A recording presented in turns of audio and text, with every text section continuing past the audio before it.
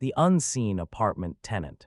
I was so excited when I finally found my own place. It was a cozy one-bedroom apartment in an older but well-maintained building.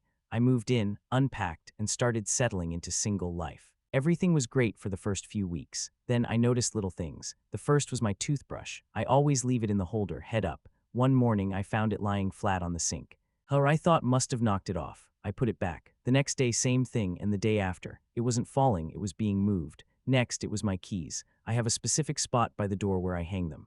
A few times I'd come home, and they'd be on the coffee table, or even on the kitchen counter. I'd rack my brain, trying to remember if I'd done it, but I was always sure I hadn't. It was annoying, but I figured I was just absent-minded. The changes became more noticeable. I'd leave a book open on my nightstand, face down. I'd come back, and it would be closed, or even on a different page. My kitchen cabinet doors, which I always kept shut, would sometimes be slightly ajar. My bath towel, hung neatly on the rack, would occasionally be crumpled on the floor. It felt like someone else was living with me, constantly tidying up or messing with my things. But all my doors and windows were always locked. I checked them religiously. The truly chilling part started when I found objects that weren't mine. First, it was a single rusted hair clip on my bathroom floor. I don't use hair clips. Then, a small, old button made of bone appeared on my bedside table.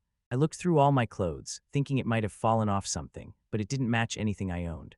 One evening, I came home from work, and the distinct smell of cigarette smoke hit me the moment I opened the door.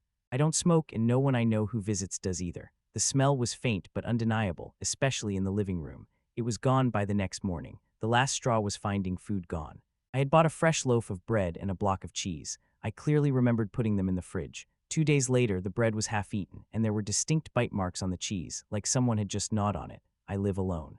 There was no way that night I didn't sleep. I just lay in bed listening. Around 2 a.m. I heard it, a faint, dragging sound from the living room, like something heavy being pulled across the carpet. Then, a soft thud, followed by a quiet, drawn-out sigh. It wasn't the building settling, it was too deliberate. I got out of bed, heart pounding, and crept to my bedroom door. I slowly, carefully pushed it open a crack. The living room was dark, but through the sliver I saw it.